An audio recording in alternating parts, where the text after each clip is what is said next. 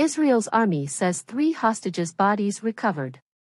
Israeli forces have recovered the bodies of 3 hostages from Gaza, the Israel Defense Forces, IDF, say. The bodies were those of Shani Luke, Amit Buskala, and Itzhak Gelerinter, it said. The IDF said they had been murdered on October 7 and their remains taken back to Gaza.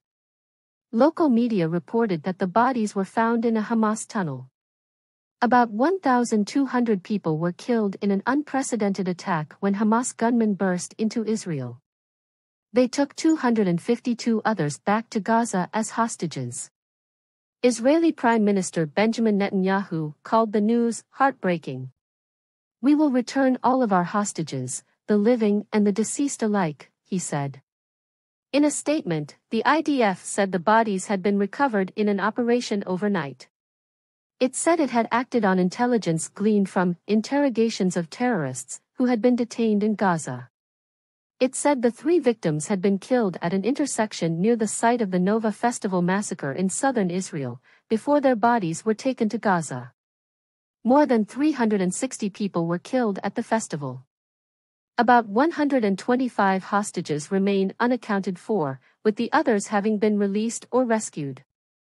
The Hostages Family Forum, a group bringing together relatives of those being held, said they bow their heads in deep sorrow and with broken hearts following the announcement.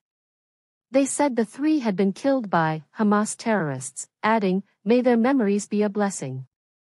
Under a deal agreed in November, Hamas released 105 hostages in return for a week-long ceasefire and some 240 Palestinian prisoners in Israeli jails. It is not clear how many of those unaccounted for are still alive. Following the IDF's announcement, the armed wing of Hamas said the captives they hold would return only through an honorable exchange deal for our people.